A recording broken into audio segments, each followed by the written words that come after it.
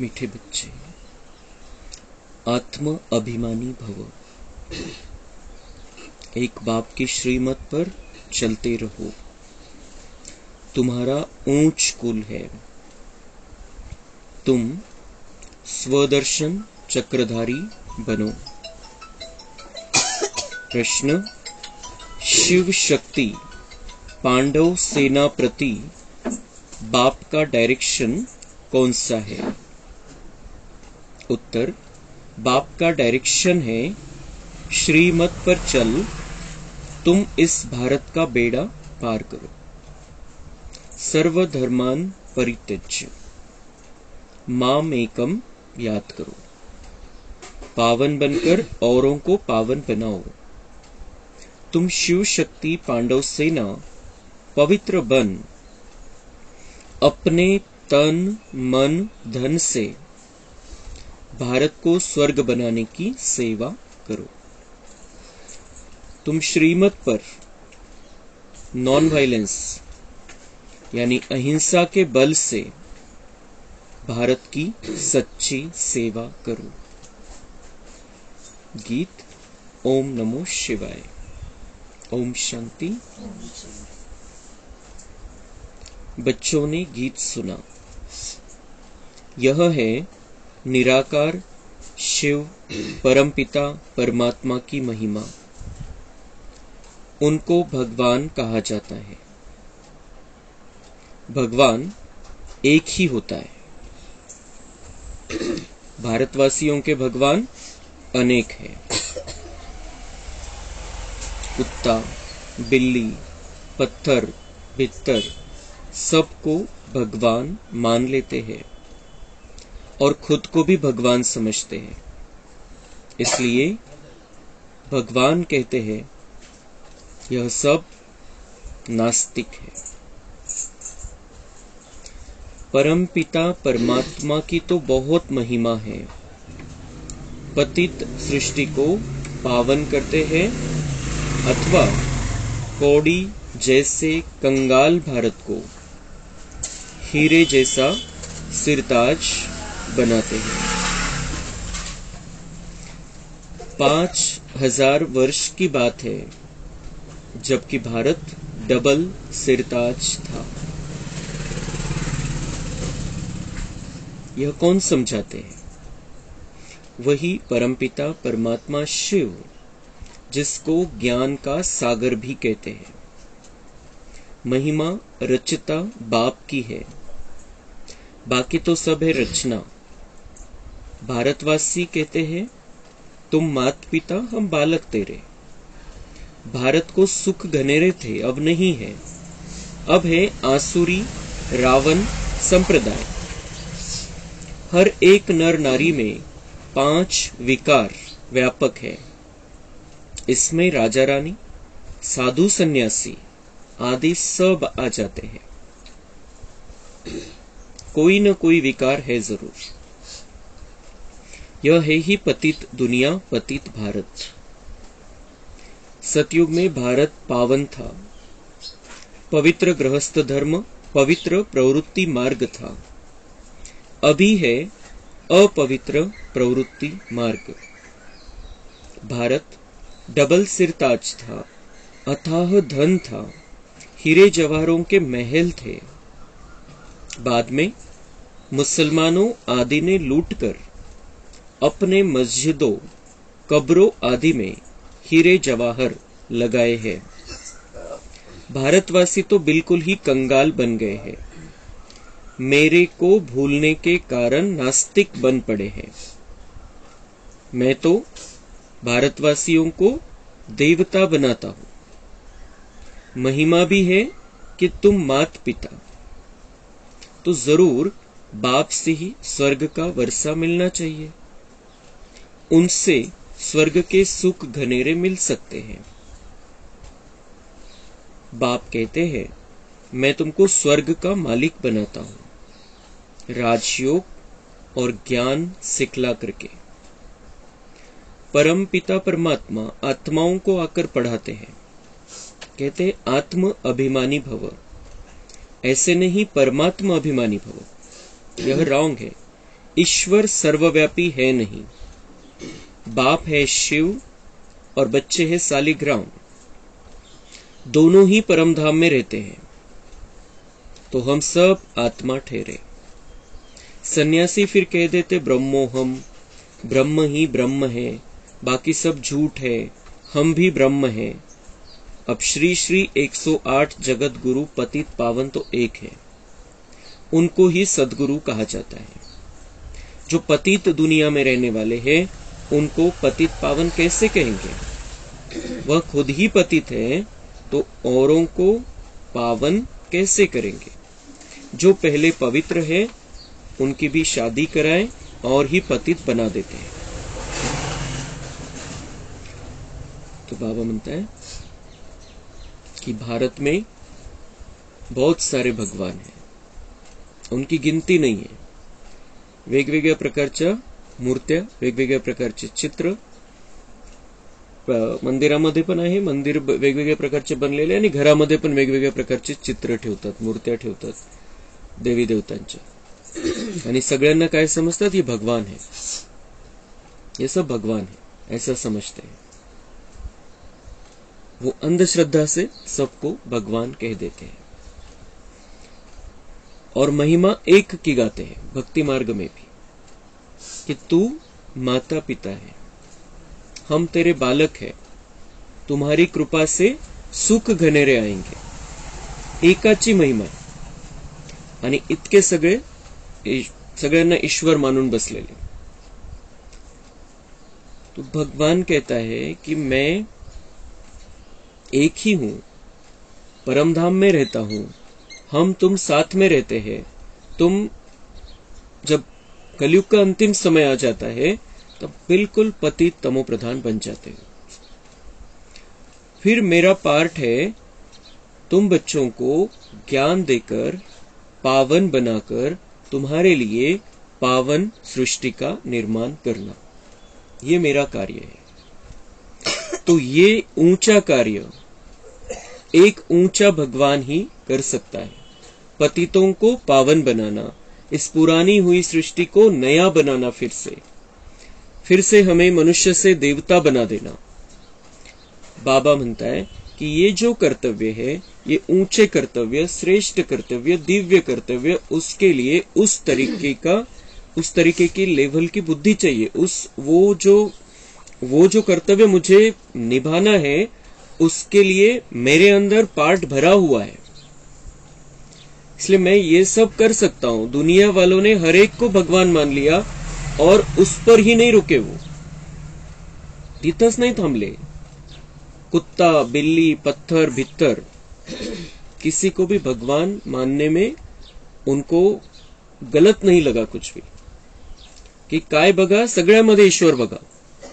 तो कुत्र्याच्या रूपामध्ये येऊ शकतो, मांजरीच्या रूपामध्ये येऊ शकतो, तो कशाच्याही रूपामध्ये, कोणत्याही दगडाला शेंदूर पासून त्याला परमेश्वर म्हणायला सुरुवात केली की हे ईश्वर आहे, हे भगवान, ये भगवान का प्रतीक है।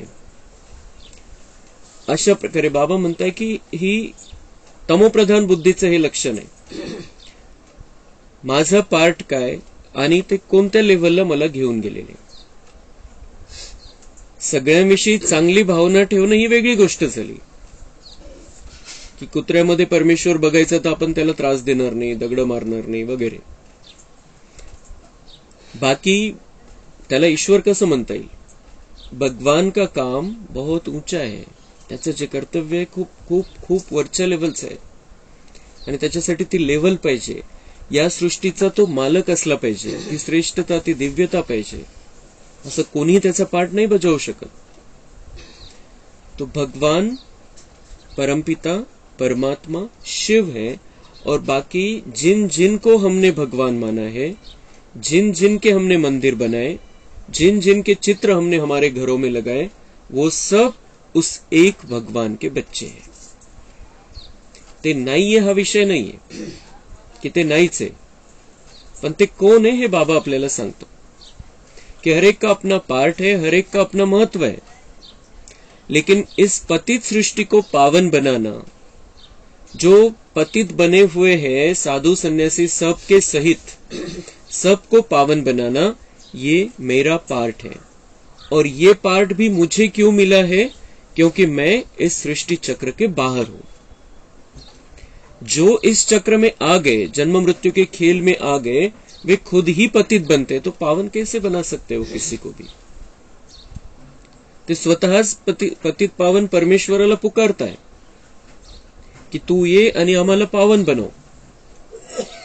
ह्या ज्या गोष्टी ह्या आपल्याला तर क्लिअर झालेल्या आहे, पण आपण ह्या थोड्याशा वेगळ्या पद्धतीने त्यांच्या हिशोबाने आपण दुनियावाल्यांना समजून सांगायचे की भगवान कोण आहे, कोणाला भगवान म्हणायचं. त्याचे बच्चे असणं वेगळी गोष्ट आहे, त्यांचा प्रत्येकाचा आपला आपला पार्ट आहे, ती वेगळी गोष्ट आहे. पण जे ऍक्च्युअल मध्ये जे कार्य करायचंय, दुनियेला स्वर्ग बनवायचंय, मनुष्याला देवता बनवायचंय, या पतित सृष्टीमधून दुःखाला हद्दपार करायचंय, दुःखाचा कण सुद्धा नाही राहत अशा प्रकारची सृष्टी निर्माण करायची आहे, तर ते कोण करू शकतं? वो एक भगवान का ही काम है जिसको हम माता पिता कहते आए हैं.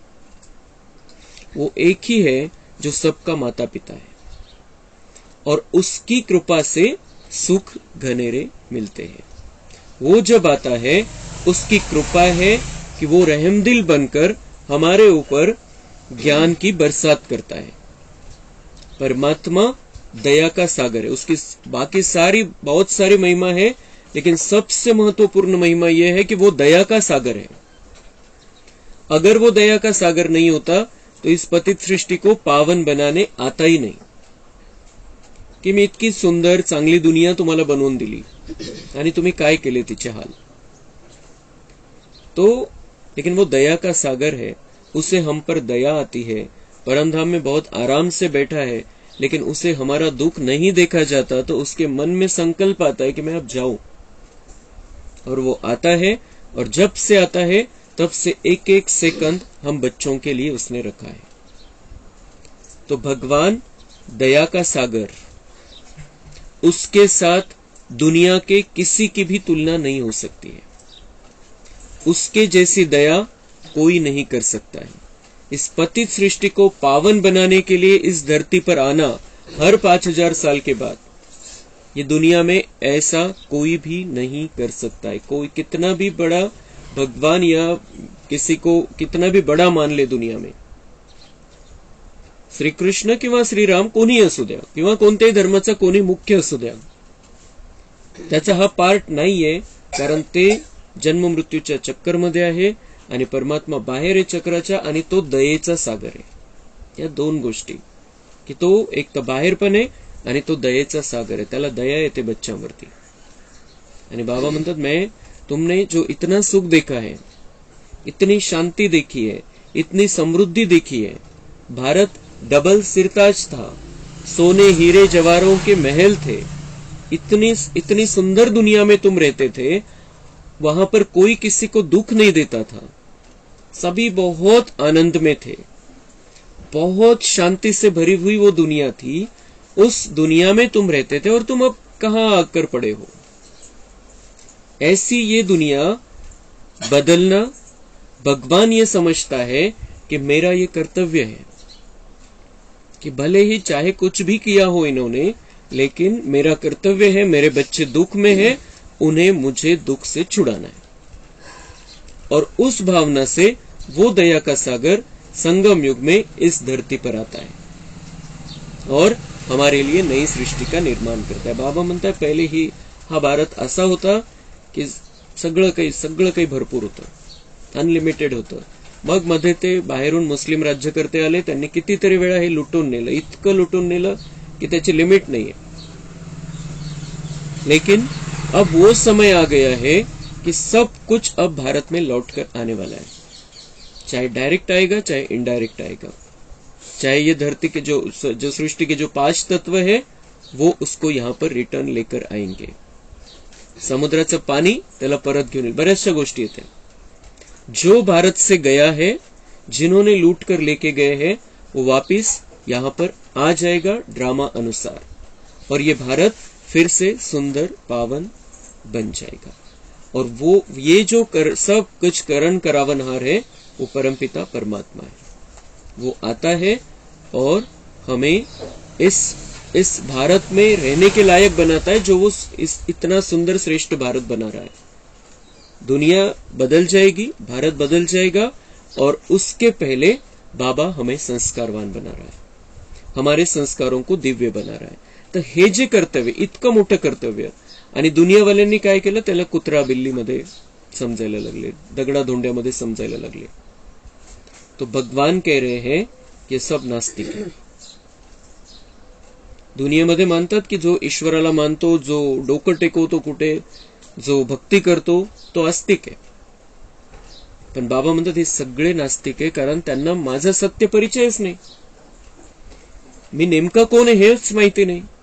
बाकी सगळे श्रेष्ठ आणि दिव्य आत्मे, सगळे देवी देवता आहेत, सगळ्यांचा वेगवेगळा पार्ट आहे, सगळ्यांची आवश्यकता आहे या ड्राम्यामध्ये, पण सगळ्यांना बदलणारा, सगळ्या आत्म्यांना बदलणारा, या सृष्टीला कणाकणामध्ये परिवर्तन घडवून आणणारा एकच परमपिता परमात्मा आहे। आणि त्यामुळे ही तुलना नाही होऊ शकत, ही कोणाशी तुलना नाही होऊ शकत परमपिता परमात्म्याची। आणि दुनियावाल्यांनी हे असं म्हणून परमात्म्याला सर्वव्यापी समजून खूप मोठं पाप केलेलं आहे। अब उस पाप से हमने भी समझ लिया होगा, किसी जन्म में हम भी उस तरीके से रहे होंगे, उस अनुसार दुनिया वाले भी समझते हैं। लेकिन हमें उस पाप से मुक्त होने के लिए अभी ये करना है कि भगवान सर्वव्यापी है। भगवान सर्वव्यापी किस तरीके से है? विकार सर्वव्यापी हो गए हैं। भगवान सर्वव्यापी किस तरीके से है कि मेरे बुलावे पर वो आ जाता है, वो मेरे साथ में है, वो और मैं साथ साथ हूं। अशा प्रकारची भावना आपल्याला आपल्यामध्ये निर्माण करायची की तो याच्यामध्ये त्याच्यामध्ये इथं तिथं असं नाही, तो एकच आहे, तो परमधामचा निवासी आहे, तो ज्योतिबिंदू आहे। त्याला ओळखून आपण असं समजायचंय की तो मी जिथं आहे तो तिथं आहे, तो त्याच्या छत्रछायेमध्ये आपल्याला राहायचंय। आणि हे जे काही आपण संगमयुगामध्ये केलं होतं की भगवान मेरे साथ में है, मेरे बुलावे पर वो आ जाता है, आणि त्यामुळे भक्ती मार्गामध्ये ते रूढ झालं ते की भगवान सर्वव्यापी रहता है, आणि म्हणून सगळ्यांना भगवान समजायला लागले। आपल्याला ते जे पाप केलेलं आहे त्याला आता क्लियर करून घ्यायचे की भगवान परमधाम का निवासी है, लेकिन वो मेरे साथ साथ चलता है, वो मेरे साथ रहता है।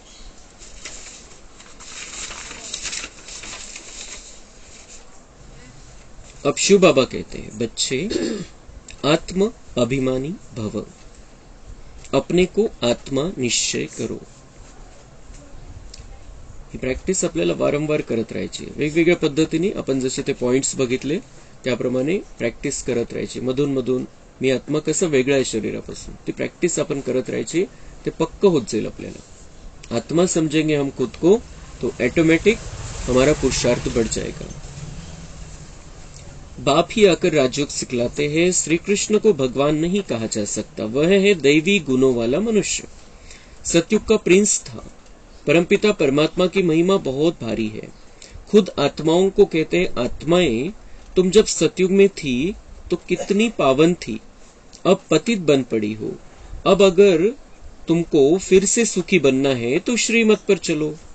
श्रेष्ठ ते श्रेष्ठ मत है ही भगवान की। मनुष्य तो एक तरफ कहते भगवान नाम रूप से न्यारा है, और फिर कह देते वह सर्वव्यापी है। इसको कहा जाता है धर्मग्लानी। बाबा म्हणताय खरी धर्मग्लानी कोणती? एक तर ते जे धर्म मनुष्यांनी बनवले द्वापर नंतर त्याच्यामध्ये ताकद राहिलेली नाहीये, कोणत्याही धर्मामध्ये ताकद राहिली नाही। आणि दुसरी धर्मग्लानी काय कि मनुष्य कह देते हैं कि भगवान सर्वव्यापी। भगवान कौन है ये नहीं जानते, लेकिन फिर भी कह देते कि भगवान सर्वव्यापी है। और एक तरफ कहते हैं कि वो उसका नाम भी नहीं है, रूप भी नहीं है, तरी तो सर्वव्यापी कणाकणामध्ये। त्याचं नावही नाही, रूपही नाही, रूप पण नाहीये, नाव पण नाहीये, तर तो नाहीच आहे, त्याचं अस्तित्वच कसं स्वीकारायचं आपण? लेकिन दोनों बातें अज्ञान की। भगवान सारी बातें हमारे सामने स्पष्ट करता है। कोई को पता नहीं कि भारत में आदि सनातन देवी देवता धर्म था, वह किसने स्थापन किया, कुछ नॉलेज नहीं। बाप और बाप की रचना के आदि मध्य अंत को नहीं जानते हैं। मनुष्य ही जानेंगे, जानवर तो नहीं जानेंगे। शिव बाबा को भी बाबा कहा जाता है। फिर प्रजापिता ब्रह्मा द्वारा ब्राह्मण कुल की स्थापना होती है। कोई भी मनुष्य नहीं जानते कि परमपिता परमात्मा हमको कैसे रचते हैं और फिर कैसे पालना कराते हैं। बाबा म्हणता है शिव बाबा तो बाबा है. बाबा और रचना किसी को भी नहीं जानते दुनिया वाले. तो कधी येतो, कसं येतो, या मनुष्य सृष्टीला कसं रचतो काही माहिती नाही कोणाला. दर 5000 वर्षानंतर बाबा येतो या सृष्टीवर, दर 5000 वर्षानंतर, आणि आपल्याला पुन्हा नवं बनवतो. म्हणजे नवी रचना रचतोय तो, आपल्याला नवं बनवतोय. असं नाही की एकदाच त्यांनी सृष्टी निर्माण केली आणि चाललेली लाखो वर्षापासून. 5000 साल में बाबा अपना पार्ट रिपीट करते हैं. हमें भी अपना पार्ट रिपीट करना है. हर 5000 साल बाद बाबा आता है, हमें मनुष्य से देवता बनाने के लिए इतनी मेहनत करता है. हमें भी अपना ये पार्ट रिपीट करना है कि देवता जैसा बन जाना है.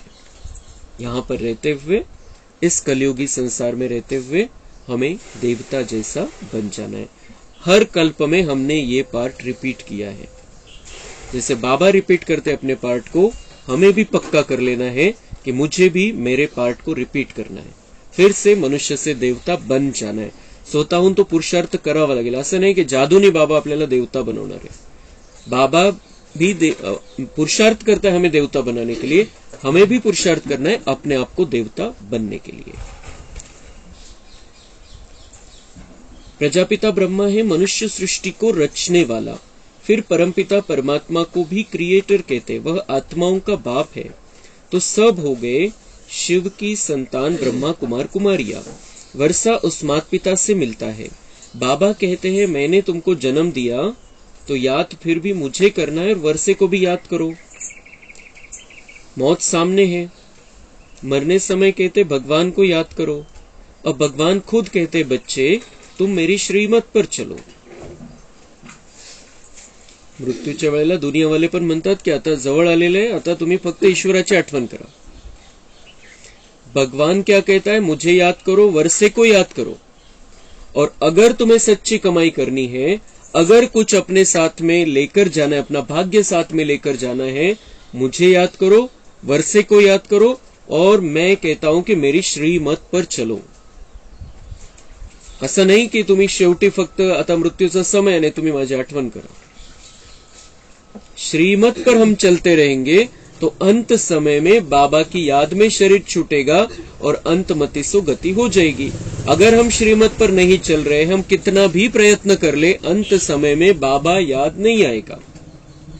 म्हणून बाबा किती एका वाक्यामध्ये खूप मोठी गहराई असते बाबांच्या. बाबा म्हणताय कि मुझे याद करो, वर्षे को याद करो. दुनिया वाले भी कहते मृत्यु का समय भगवान को याद करो. लेकिन मैं उसके साथ साथ क्या कहता हूं कि बच्चे अभी समय नजदीक आ गया है. अभी तुम्हें परमधाम घर में चलना है, सतयुग के लिए रिकॉर्डिंग करनी है, तो तुम मेरी श्रीमत पर चलो. मी जो सल्ला देतोय तुम्हाला त्या सल्ल्यावरती तुम्ही चला.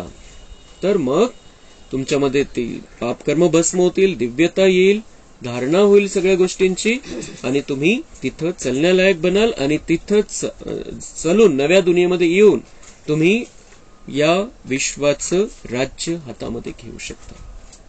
उसके लिए मेरी श्रीमत पर चलो. जब तक जीवन है तब तक श्रीमत पर चलना है. अंत समय में बाबा ऑटोमेटिक हमें याद रहेगा. एक है यादव मत, दूसरी है कौरव मत, यह है पांडव मत. पांडवों को मिलती है ईश्वरीय मत. गाया भी हुआ है विनाश काले विपरीत बुद्धि. पांडवों की है प्रीत बुद्धि. तुम जानते हो यह है झूठ खंड. 5000 वर्ष पहले था सचखंड. देवताएं राज्य करते थे. भारतवासी सारे विश्व के मालिक थे, जो अभी नहीं है. अभी तुम फिर से विश्व के मालिक बन रहे हो. सतयुग में वर्ल्ड ऑलमाइटी अथॉरिटी का राज्य था, अभी वह नहीं है. बाप कहते फिर से मैं स्थापना कर रहा हूँ.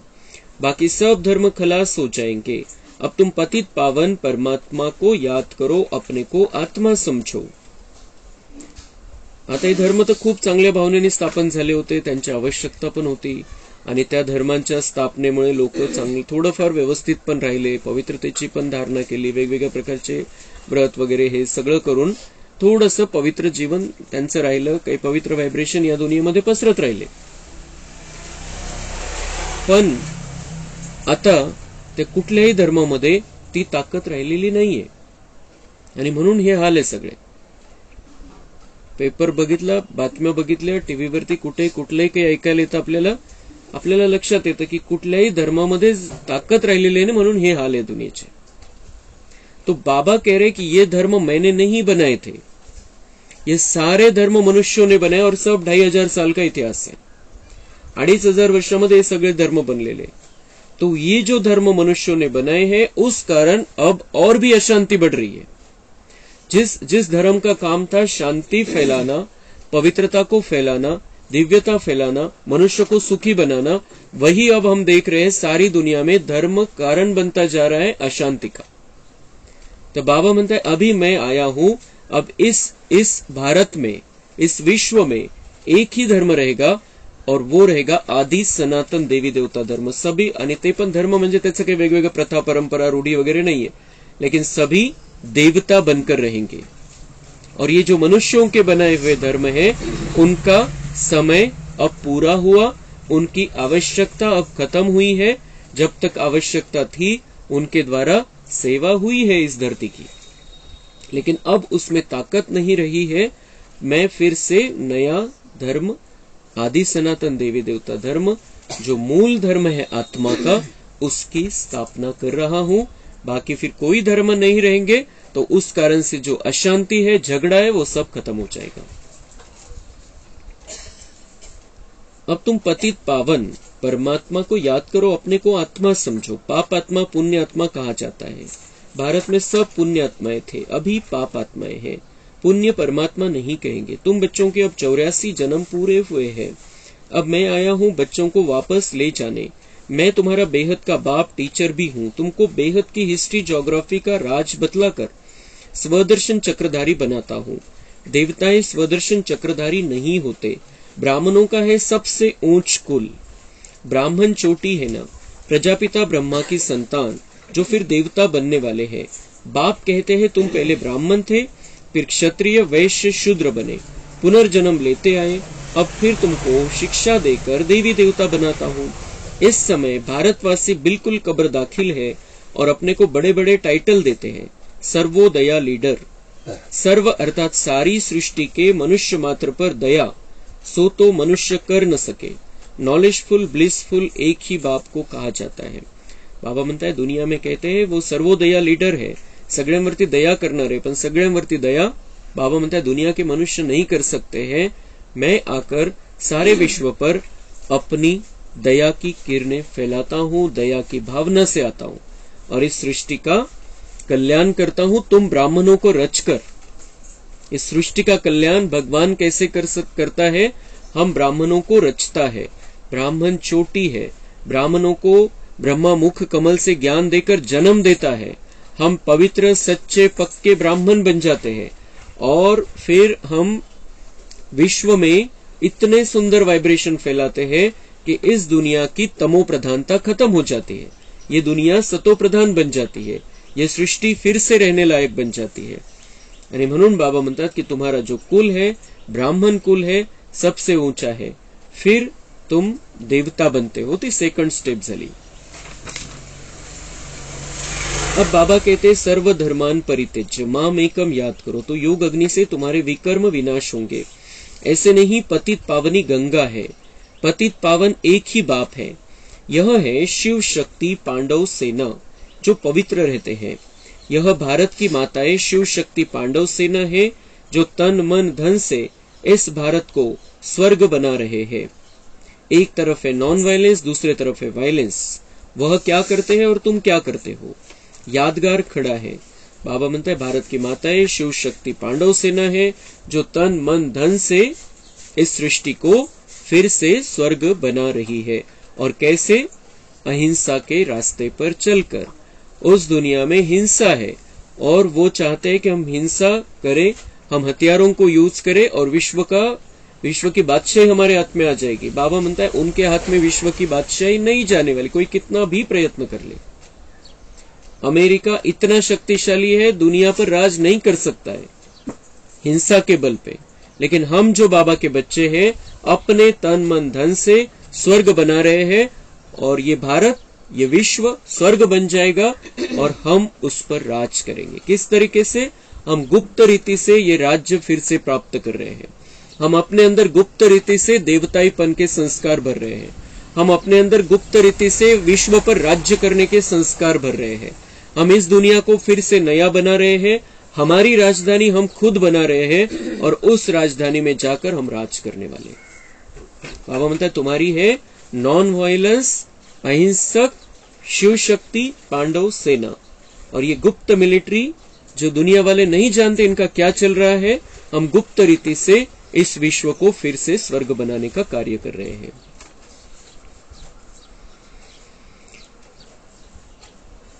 यादगार खड़ा है, 5000 वर्ष पहले जो सेवा की थी उनका यादगार है।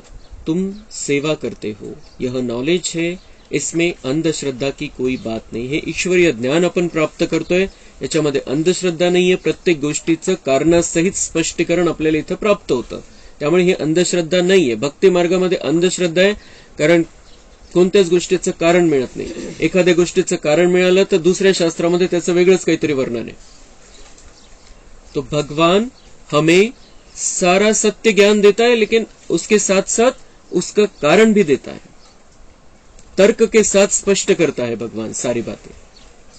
इसलिए बाबा म्हणता है यहाँ पर अंधश्रद्धा की कोई बात नहीं है, और हम अनुभव के आधार से भी उसको समझ सकते हैं। बाबा कारण पण देतो आणि नंतर त्याचा अनुभव पण करत जातो आपण, तर त्या आधाराने पण आपण याच्यामधली सत्यता जाणून घेतो। त्यामुळे आपली कुठल्याही प्रकारची अंधश्रद्धा नाहीये।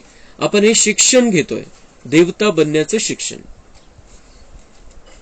तुम शिव के मंदिर में जाते हो परंतु जानते नहीं कि शिव बाबा तो स्वर्ग का रचयिता है, तो उनसे जरूर स्वर्ग का वर्षा मिलना चाहिए। परमात्मा हमेशा बच्चों को सुख का वर्षा देते। शिवाच्या मंदिरामध्ये जातात, शिवपिंडीचं दर्शन करतात, 12 ज्योतिर्लिंगाचं महत्व आहे तिथं जातात, पण माहितीच नाही कोणाला हे तर परमात्म्याचं प्रतीक आहे आणि तो स्वर्ग रचणार आहे आणि तोच आपला माता पिता आहे। तो आपला माता पिता आहे तर त्याच्याकडून वारसा हक्क मिळाला पाहिजे। वारसा हक्कामध्ये स्वर्गाचं भाग्य मिळायला पाहिजे आपल्याला। तो बाबा म्हणतात सिर्फ मंदिर में जाते रहे, पूछते रहे, लेकिन उसका महत्व नहीं समझा। लेकिन हम बच्चे अब उसका महत्व भी समझते हैं, उसके हम बन गए हैं, उसके हम पक्के बच्चे हैं, उस पर हमारा संपूर्ण निश्चय है और वो हमें फिर से पावन बना रहा है। हम फिर से देवता बनने की मेहनत कर रहे हैं और हम जरूर देवता बनेंगे, स्वर्ग का वर्षा लेकर ही रहेंगे। पक्का करायचं आपण स्वतःसाठी। परमात्मा हमेशा बच्चों को सुख का वर्षा देते, इसलिए सब उनको याद करते। पतित पावन आओ, हे बाबा हमको आकर फिर से स्वर्ग का राज्य भाग्य दो, आकर जीवन मुक्ति दो। सदगति दाता भगवान ही है, पावन बनकर औरों को पावन बनाने वाले तुम शिव शक्ति पांडव सेना हो। तुम श्रीमत पर भारत का बेड़ा पार करने वाले हो। तुम्हें बाप की श्रीमत मिली हुई है, सर्वधर्मान परित्यज्य माम एकम याद करो। वह बाप है सत्य चित्त ज्ञान का सागर, सुख का सागर। वह आते हैं बच्चों को पढ़ाने। बाप आत्माओं से बात करते हैं, आत्माएं सुनती है, आत्मा ही सब कुछ करती है। हे आत्माभिमानी स्थितीमध्ये बाबांचं ज्ञान आपण ऐकायचंय। शरीर भानामध्ये जर बाबांचं ज्ञान ऐकलं, बाबांची मुरली ऐकली तर ती कळणार नाही, पण जेव्हा आपण समजू कि मैं आत्मा हूं, परमात्मा की संतान हूं, तो ये ज्ञान क्लियर बहुत अच्छी तरह से बुद्धि में फिट बैठेगा। बाप कहते तुम हो सिकीलधे, बहुत काल से बिछुड़े हुए। परम धाम से पहले कौन सी आत्माएं आती है? जिनको अंत तक यहाँ रहना है। स्वर्ग के आदि में यह देवी देवताएं थे, उन्होंने ही पूरे 84 जन्म भोगे हैं। जब परमपिता परमात्मा आते हैं तो बहुत काल से जो बिछुड़ी हुई आत्माएं हैं वही पहले पहले आकर बाप से वर्षा लेती है। बच्चे गृहस्थ व्यवहार में रहते बाबा को याद करो, कमल फूल समान रहो, श्रीमत पर फिर से ऐसा श्रेष्ठ बनो। हमारा बहुत ऊंचा भाग्य है कि हम भगवान के बने हैं। बहुत बड़ी तकदीर है हमारी कि भगवान ने हमको चुना है। हम करोड़ों में कोई आत्माएं हैं। अब हमारा काम क्या है? बाबा म्हणताय बच्चे गृहस्थ व्यवहार में रहते बाबा को याद करो। आपल्या घर गृहस्थ मध्ये राहून एका ईश्वराला ओळखून त्याचे आठवण करा। कमल फूल समान रहो, निर्विकारी जीवन जीना है, कलयुग के प्रभाव में नहीं रहना है। कमळाच्या फुलासारखं राहायचं या कलयुगामध्ये, और श्रीमत पर फिर से श्रेष्ठ बनना है। फिर से पहले जैसा हमें बन जाना है। जो हम देवी देवता थे वैसा हमें फिर से बनना है। आधा कल्प तुमने बहुत सुख भोगा था, फिर माया रावण ने आसुरी मत से तुमको गिराया। जो सूर्यवंशी थे वही चंद्रवंशी बने। अब फिर शूद्र से ब्राह्मण बने हो। तुम हो गुप्त, तुमको कोई पहचानते नहीं। बाबा म्हणताय तुमचं हे सगळं काही गुप्त आहे, तो ते माहितीच नाही दुनियावाल्यांना तुम्ही काय करताय। हम डायरेक्ट भगवान से जुड़े हैं। हम अभी किसी के भाया भाया नहीं जाते, हम डायरेक्ट भगवान के बन गए हैं। भगवान हमारे साथ रहता है, हम भगवान के साथ में रहते हैं, लेकिन ये सारा गुप्त है। हम देवता बनने वाले हैं, इस सृष्टि पर हमें राज करना है, हम अंदर से देवता बनते जा रहे हैं। बाबा म्हणते ये बात किसी को पता नहीं है, वो नहीं पहचानते हैं, लेकिन हमें अपनी पहचान मिली है कि मैं सतयुगी देवता हूँ। सतयुग आ रहा है, 2036 में श्री कृष्ण का जन्म हो जाएगा और वहां मुझे उसके साथ में जन्म लेना है। 2036 में, आज से 13 साल के बाद श्री कृष्ण इस धरती पर फिर से आने वाला है। मुझे वहां पर फिर से उसके साथ जन्म लेना है। हमें क्लियर है, हम उसकी तैयारी कर रहे हैं, लेकिन बाबा म्हणताय दुनिया वाले नहीं पहचानते इस बात को। त्यांना नंतर क्लियर होईल, जेव्हा विनाशकाळ येईल तेव्हा त्यांना क्लियर होईल की हां बरोबर, यांनी देवता बनण्याचा पुरुषार्थ केला आणि हेच देवता आहे, हेच माझे इष्टदेव आहे, यांचीच तर मी भक्तीमध्ये पूजा करत आलो, यही मेरे इष्टदेव, हे त्यांना नंतर क्लियर होईल। लेकिन बाबा म्हणते वो तुम्हें आज कोई भी नहीं पहचानते हैं कि तुम कौन हो, तुम उनके लिए कौन हो। बेहद का बापूजी कहते मैं सारी सृष्टि का बापूजी हूं, स्वर्ग तो मैं ही स्थापन करूंगा। बाबा म्हणते मैं सारी सृष्टि का बापूजी, गांधीजींना बापूजी समजायचे, राष्ट्रपिता समजायचे त्यांना। तो बाबा म्हणता मैं बेहद सृष्टि का बापूजी हूं और मैं इस सारी सृष्टि को फिर से स्वर्ग बना रहा हूं। हत के बापूजी ने फॉरेनर्स को भगाया। बाबा म्हणते हत के बापूजी, गांधी जी ने यहां से विदेशियों को भगा दिया। अनेक कारण झाली, पण विशेष कारण, विशेष पार्ट होता महात्मा गांधींचा, म्हणून बाबा म्हणताय उन्होंने विदेशियों को यहां से भगा दिया अहिंसा के बल पर। और कुछ क्रांतिकारियों का भी उसमें योगदान है, पण मेन योगदान होतं गांधीजींचं। म्हणून बाबा म्हणते त्यांनी तर हटवलं, जे गांधीजींनी जी प्रेरणा दिली सगळ्यांना त्यानुसार सगळ्यांनी ते आंदोलन केलं आणि विदेशी इथून निघून गेले। लेकिन मैं, बाबा म्हणता है, मैं बेहद के विश्व का बापूजी यहाँ इस सृष्टि को फिर से स्वर्ग बनाने आया हूं। ते विदेशी इथून गेले, पण इथलं दुःख थोडी संपलं, दुःख तर वाढत गेलेलं आहे, लेकिन भगवान इस सृष्टि पर आकर इस सृष्टि को फिर से सुखदायी सृष्टि बना रहा है। तो हद के बापूजी ने फॉरेनर्स को भगाया, यह फिर सबको इस सृष्टि से भगाकर ले जाते हैं। बाबा म्हणता है उन्होंने क्या किया, विदेशियों को यहां से भगाया, और मैं क्या करता हूं, इस सृष्टि से सबको भगाकर ले जाता हूं। मी सगळ्यांना घेऊन जाण्यासाठी आलेलो, ही दुःखाची दुनिया आहे, दुःखदायी दुनिया आहे, मी सगळ्यांना मुक्त करण्यासाठी आलेलो आहे याच्यातून। आणि मग जे आपले दिव्य संस्कार बनवतील त्यांना इथून सगळ्यांना घेऊन जाईल, एक सुंदर दुनियेचं निर्माण इथं स्टार्ट होऊन जाईल, आणि मग ज्यांनी संस्कार चांगले बनवलेले, दिव्यता आणलेली आपल्यामध्ये, ते मग या सृष्टीवर खाली एक एक येत राहतील नंबरवार। लेकिन यहां से तो मैं सबको दुख से मुक्त कर देता हूं। उन्होंने फॉरेनर को भगाया, विदेशींना पळवून लावलं इथून, आणि मी तुम्हाला सगळ्यांना पळवून घेऊन जाण्यासाठी आलेले, सगळ्यांना मी घरी घेऊन जाणार आहे, कारण ही राहण्यालायक राहिलेली नाही। इथलं वातावरण खराब, पाणी खराब, हवा खराब, सगळे मनुष्य खराब झालेले, अतिशय दुःखदायी वातावरणामध्ये तुम्ही राहताय, मला ते पावलं जात नाही, आणि मी म्हणून सगळ्यांना पळवून घेऊन जाण्यासाठी आलेले। ते वेळेवरती सगळं होणार आहे, पण त्याच्या आधी आपल्याला नव्या दुनियेमध्ये येऊन राहण्यासाठी तसे संस्कार आपल्यामध्ये भरायचे। अनेक धर्मों का विनाश, एक धर्म की स्थापना हो रही है। इन सब बातों को समझेंगे वही जिन्होंने कल्प पहले समझा होगा। हे बाबांचे जे ज्ञान आहे हे समजणे इतकं सोपं नाहीये। ज्यांनी 5000 वर्षापूर्वी हे ज्ञान समजून घेतलं असेल, ज्याचा विश्वास पक्का झाला असेल, जो 5000 वर्षापूर्वी देवता बनण्याचा ज्यांनी पुरुषार्थ केला असेल, त्याला या गोष्टी लक्षात येतील, बाकीच्यांना नाही लक्षात येणार। तो भगवान का ज्ञान जो समझता है, इसका मतलब है कि 5000 साल पहले भी उसने इस ज्ञान को समझा था, अपना भाग्य बनाया था। अगर नहीं समझता है, इसका मतलब वो कल्प पहले वाली आत्मा नहीं है या उसका अभी समय नहीं आया है। जो सूर्यवंशी राज्य में आते वही फिर आकर राज्य करेंगे। यह बड़ा झाड़ है, आदि सनातन देवी देवता धर्म का सैपलिंग लग रहा है। कलयुग है कांटों का जंगल और सतयुग है फूलों का बगीचा। जो एक दो को सुख देते हैं उनको कहा जाता है दैवी संप्रदाय, जो दुख देते हैं उनको कहा जाता है आसुरी संप्रदाय।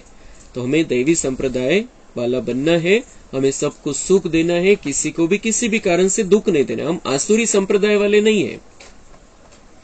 शिव बाबा आकर शिवालय स्थापन करते हैं, तुमको स्वर्ग का मालिक बनाते हैं। जितना जो पुरुषार्थ करेंगे उतना पद पाएंगे। भारत में पहले दैवी संप्रदाय थे, फिर आसुरी संप्रदाय अथवा शूद्र संप्रदाय बने हैं। अब फिर तुम दैवी संप्रदाय बनेंगे। अब तुम ईश्वरीय संप्रदाय बने हो, फिर देवता बनेंगे। इस चक्र को अच्छी रीति समझना है। अच्छा, मीठे मीठे सिक्की लधे बच्चों प्रति माता पिता बाप दादा का याद प्यार और गुड मॉर्निंग। वंदे मातरम। रूहानी बाप की रूहानी बच्चों को नमस्ते। हम रूहानी बच्चों की रूहानी बाप दादा को याद प्यार गुड मॉर्निंग नमस्ते। वहाँ बाबा वहाँ, शुक्रिया बाबा शुक्रिया। तर याद प्यार देताना बाबांनी मातांना पण नमस्ते केलेले। वंदे मातरम, स्पेशल नमस्ते। धारणा के लिए मुख्य सार है, सबको सुख दे, दैवी संप्रदाय का बनना है। आसुरी संप्रदाय वाला कोई भी कर्तव्य नहीं करना है। शिवालय की स्थापना में मददगार बनना है। शिवालय की स्थापना भगवान कर रहा है, उसमें हमें दैवी संप्रदाय वाले गुणों संस्कारों सहित मददगार बनना है भगवान का। आसुरी संप्रदाय के अवगुणों सहित हमें विघ्न नहीं डालना है भगवान के कार्य में। आत्म अभिमानी होकर रहना है। गृहस्थ व्यवहार में रहते एक बाप को ही याद करना है। योग अग्नि से अपने विकर्म दग्ध करने हैं। वरदान है, अटेंशन और अभ्यास के निजी संस्कार द्वारा स्व और सर्व की सेवा में सफलता मूर्त भव। ब्राह्मण आत्माओं का निजी संस्कार अटेंशन और अभ्यास है, इसलिए कभी अटेंशन का भी टेंशन नाही रखना। तर बाबा म्हणतात तुमचा हा संस्कारच असला पाहिजे। तुम्ही ब्राह्मण बनलेले, बाबाचे बच्चे बनलेले, तुमचा हा संस्कार असला पाहिजे अटेंशन और अभ्यास। बाबा जे सांगतो ते फक्त ऐकायचं नाहीये, त्याच्यावरती लक्ष ठेवायचं आणि त्या गोष्टी सगळ्या लक्षात ठेवायच्या, स्वतःची चेकिंग चालू असली पाहिजे। अटेंशन कशाचं कि मैं जो बाबा कह रहे हैं उस पर चल रहा हूं या नहीं चल रहा हूं, क्या कमी है मेरे में, उसको मुझे दूर करना है। कल्प पहले भी मैंने ये कमी दूर की थी। भगवान की मदद है, भगवान की ताकत है, तो उस आधार से अपने आप को चेक करते हुए अपने आप को बदलते रहना है। उसके लिए ज्ञान का अभ्यास, चिंतन मंथन मनन करते रहना है। बाबा ने क्या कहा है, मुझे क्या समझाया है, त्याचा आनंद घेत आपल्याला स्वतःमध्ये बदल घडवून आणायचा आहे। खूप मोठी ही आनंदाची गोष्ट आहे। आपण स्वतःला देवता बनवतोय आणि दुनियेला स्वर्ग बनवण्याची आपल्यामध्ये ती कॅपॅसिटी बाबा देतोय। तो हमें बहुत खुशी से अटेंशन और अभ्यास करना है। खूप आनंद घ्यायचा या ज्ञानाचा, स्वतःला बदलण्याचा, दुनियेला बदलण्याचा। खूप मोठा आनंदी जीवन बाबांनी आपल्याला दिलेले आहे। अंतर्गत जे जीवन आहे ते आनंदी असलं पाहिजे। हमें किसी भी कारण से नाराज, दुखी, परेशान नहीं रहना है। खुद पर अटेंशन और अभ्यास बहुत प्यार से, बहुत खुशी में करना है। बाबा म्हणते अटेंशन का भी टेंशन नहीं होना चाहिए कि बाकी सगळे टेंशन तर संपले, पण आता हे करायचंय, बाबांनी सांगितलं हे करायचंय, असं करायचंय, त्याचं टेंशन। तो भगवान ने हमें ये आनंददायी जीवन दिया है। भाग्य लिखने की कलम हमारे हाथ में दे दी है। 5000 साल की रिकॉर्डिंग करनी है। इतना बड़ा कार्य भगवान कर रहा है इस सृष्टि को स्वर्ग बनाने का, उसमें मददगार बनने की ऑफर भगवान कर रहा है। याच्यासारखी आनंदाची गोष्ट कोणती आहे? आणि त्याच्यासाठी फक्त आपल्याला काय करायचंय, अटेन्शन ठेवायचं स्वतःवरती, अभ्यास करायचाय आणि तशा प्रकारे दुसऱ्यांना व्हायब्रेशन द्यायचंय। तसं वाणी व्यवहारामध्ये सगळं दिसलं पाहिजे। तो टेंशन की तो बात ही नहीं है, आनंद की बात है। बहुत बड़े आनंद की बात है कि मैं अपने आप को चेक करके अपनी सुंदर मूर्ति बनाऊं। याच्यासारखा आनंद दूसरा कुठला है? और इस दुनिया के तमोप्रधान वाइब्रेशन को बदलने की बहुत बड़ी जिम्मेदारी भगवान मुझे सौंप रहा है। इतकी भयानक दुनिया, इतकी भयानक परिस्थिती, इतके भयानक लोक, इतके भयानक गुन्हेगार, इतके भयानक आतंकवादी, इतकं दुःखदायी वातावरण आणि त्याला बदलण्याची ताकद बाबा माझ्यामध्ये बघतोय, याच्यासारखा आनंद कुठला आहे? तर कशाचं टेन्शन यायला पाहिजे आपल्याला? कशाचंच नाही. या दुनियामधले तर कशाचं टेन्शन? तर बाबा म्हणतो मुझे सब दे दो, और उसके साथ में अगर इस ज्ञान का भी टेंशन आता है तो उसको परिवर्तन करो. इस ज्ञान के आधार से परिवर्तन लाना है अपने अंदर, उसका टेंशन रहता है, उसको परिवर्तन करो. बहुत मजे लो इस अटेंशन रखने के. आनंद से ये सारा कार्य तुम्हें करना है, बहुत खुशी से करना है. तो हम जो कुछ भी करते हैं बहुत खुशी से इस ज्ञान मार्ग में करना है. उसका परिणाम हमारे रोज के जीवन पर भी होगा. रोज का जीवन आनंददायी हो जाएगा, जो हम कलयुग में रह रहे हैं. सदा स्व सेवा और औरों की सेवा साथ साथ करो. जो स्व सेवा छोड़ पर सेवा में लगे रहते उन्हें सफलता नहीं मिल सकती. इसलिए दोनों का बॅलन्स रख आगे बढ़ो. स्वतःचे कल्याण करायचे, दुसऱ्यांचेही कल्याण करायचे. अटेन्शन ठेवायचे स्वतःवरती, आणि त्यामुळे दुसऱ्यांच्या कल्याणामध्ये आपण ऑटोमॅटिकच सहयोगी बनणार आहे. कमजोर नहीं बनो. मास्टर सर्वशक्तिवान है. किसी भी कारण से कोई भी प्रकार की कमजोरी हमारे अंदर नहीं आनी चाहिए. पुरुषार्थ में हमें कमजोर नहीं बनना है और शक्तिशाली स्थिति सदा रखनी है. शरीर के हिसाब से भी, मन के हिसाब से भी. कभी भी कमजोर नहीं बनना है. अनेक बार के निमित्त बने हुए विजयी आत्मा हो. विजयी आत्मा के लिए कोई मेहनत नहीं, कोई मुश्किल नहीं.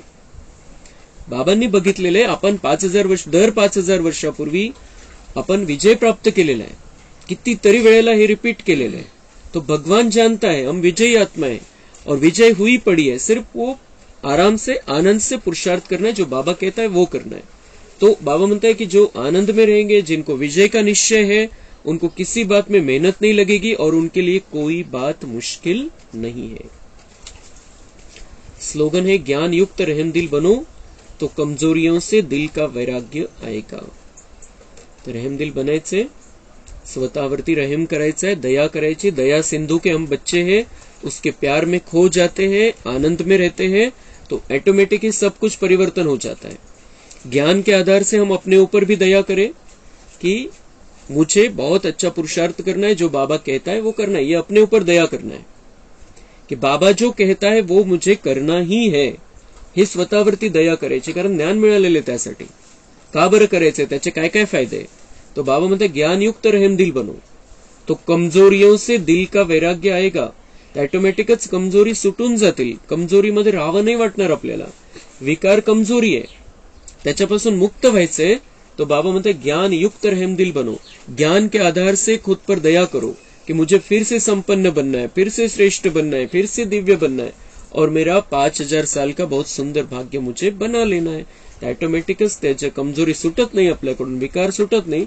ऑटोमॅटिकच त्याच्याविषयी वैराग्य येईल. स्वतःला ज्ञानाच्या आधाराने दयेची भावना ठेवून समजून सांगायचंय. अच्छा, ओम शांति. कम बोलो, धीरे बोलो, मीठा बोलो, सत्य बोलो.